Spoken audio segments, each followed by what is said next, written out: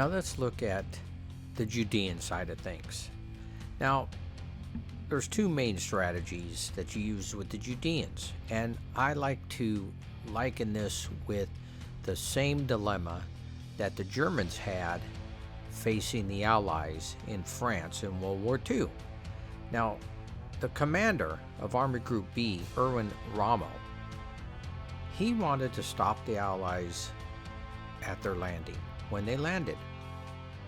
His senior commander, von Rundstedt, and along with his panzer commander, Schwippenberg, they wanted to allow the Allies to move inland and then concentrate all their power at that point to hit them. So the Judeans' dilemma is the same to me. Do you want to put most of your effort against the Romans as they were trying to get through the wall, or do you want to put all their effort against the Romans as they come in and breach the wall and enter through it? So with that being said, I use a combination of both of them. So we'll get to that when we set up. Now, the Judeans, they have to pre-plot their artillery before the Romans set up. And once you put these artillery down, you can't move them. So you have to decide where you're going to put them. Well, the most important spot on the map is the temple area. Now, a good strategy for a Roman player to use, now I've only used it like once, and I'm not using it in this game, but a good strategy is for a Roman player to set up one legion outside the temple here, and then they can mine the walls. You have to have a legion in the vicinity when you mine a wall. And then they start trying to breach the wall. They can spend 3 weeks in a preparation, try to get lucky, and get one shaft dug.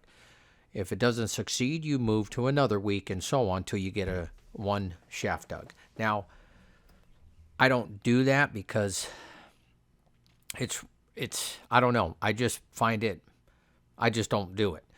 But it is a very sound strategy for any Roman player that does it, and a lot of Roman players will do it. Therefore, I put 3 onagers on the fortresses at the temple. And then I'll always put the other onager, the 4th one, at the Yofo gate, because that's another spot the Romans can come in at fairly accessible. And then the last one, I just kind of decide at game time, with the flavor of the game or what you hear and what you see, and that's where you want to put it. Now, I decided to put it up in the fortress against the legions attacking the fortress on the corner. Anyways, the next thing I like to do is set up my ballista. Now, all the time, most of the time, I like to put them out here in the new city at the Phineas Gate and the Woman's Gate. And then from here, you have a lot of ground. They can shoot very far, and you can pick off Roman units. Now, yes, shooting outside the primary range for Judean artillery, you're -1, but still, you can pick off Roman units. And I got to say, this is not my idea. I got it from someone else, but I like that idea. And so I like to put the ballista there. And then you end up with 7 catapults. I like to put 2 over by the Yofo Gate or Herod's Palace. I kind of put them in this area. I like to put 1 on the gate in the back of the city at the Ascenes Gate. And then I put 1 over on the fortress at the temple side. I do like to put 2 right here on the new city wall. This section of the new city is the easiest part for the Romans to break into. Absolutely, by far. Mainly because, 1, there's no built-up hexes behind it. Therefore, the Judeans have no area to defend. 2nd, there's no slopes to deal with. The Romans can advance on it quickly. And, of course, 3rd, the new city has the weakest walls in the city.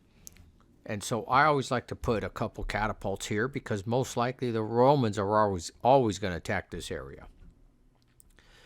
Okay, so lastly is the Calderons. Now the Calderons are a little more forgiving because you can move them along the wall, but I like to put 1 Calderon everywhere where there's an artillery in the fortresses, because you're allowed to put Calderons with artillery only if they're in a fort. Otherwise, you cannot set up Calderon with artillery. And that's why you'll see some here on the new city wall in this vital section on the bastions where there's no artillery.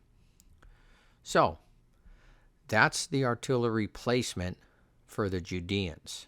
Now, then the Romans set up. Now, once I see the Romans set up, then you decide, okay, basically what I do is I take into account the size of the Judean factions, the largest to the smallest, and how much ground I need to cover.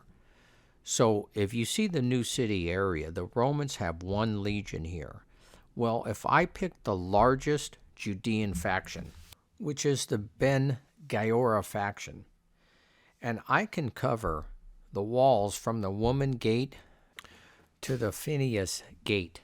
Now, with that being said, when I set up the units, I put the regular infantry. That is the mainstay of the Judean army. They're one of the best units because they can missile fire and melee. I put them along the wall where I think the Romans are coming in at. So you see the legion, you put all the missile infantry there. Now, I don't put them all because remember, the part of the strategy, we'll get back to the strategy here of stopping the Romans in the first assault outside the walls. It's the easiest to do. It's where you can be the most reckless with your units because when the first assault is over, the Romans have to control 10% of the city or they lose. And the new city is worth 10%. And that's the city they usually take. Now, during the interphase, you get replacements. Well, the replacements come from all the lost units and the ones you never used. And you get a percentage of replacements back depending on how much of the city you control. So if the Romans take 10, you control 90. That means you're going to get 90% of your units back. So you can be pretty reckless with your units. And that's why I use Raml strategy of stopping the Romans outside the wall at the first assault. So I'm going to take 3 or 4 of these regulars and put them by the Woman's Gate because they're going to sortie out of that gate and they're going to go attack the Roman legions and see what kind of high value units we can hit. Now, as we move down the rest of the setup, you just pick whatever factions you need to cover the walls and get your missile infantry up on the walls to provide maximum firepower down the walls. And then for the faction I have here, the Ben Shimon faction, I also take 3 missile infantry, and they're going to sortie out the Woman's Gate and go in that direction toward those legions. Now, what's left is the Zealots. You get to set up 16. Now, right away, I start 7 to 8 right here at the Woman's Gate. They reinforce those Judean units, and they're going to sortie out with them. And so that takes, a little under half of the Zealots. Then I put 2 behind the walls of each area where the Romans attack, because you always got to be ready in case something crazy happens. You got to have a good reserve there. And then I like to put 2 Judean units on top of the Woman's Gate to hold it, because when I come out and sortie, as you want to run back, well, the Romans can run over and cut off that retreat, and therefore you lose your units needlessly. The Romans cut them down. So I like to keep 2 Zealots there. I also put missile infantry. I will move them there if I want to cover the Judeans' retreat, because if the Romans try to come over by that gate, not only do I have the Ballista there, but I'll have missile infantry there, and Zealots can drop rocks too. And we can really rain down some missile fire on the Romans there. Now, with that being said, as far as Elazar goes, I was thinking about bringing them out with the sorties. That would really boost the sorties, help sustain them in the melee. But would the Romans sacrifice their units to try to cut off Elazar from getting back through the Woman's Gate? I think absolutely. He's worth a lot. So I don't think I'm going to do that. So I think I'm going to put Elazar up on the Woman's Gate. Now, you might not see it right now in these pictures because, I just put the units down, but I'm kind of explaining to you what I would do. So when the game starts, you'll see them up on the woman's gate, and that way I can, if I want to bring them out, I'll decide to bring them out at any point, or I just keep them there and help cover the retreat of the Judeans as they go back in the gate. So he's going to stay up there. So that is basically covers the Judean side of things in the first assault phase. We are going to use all our power and might to stop the Romans as they try to enter the wall.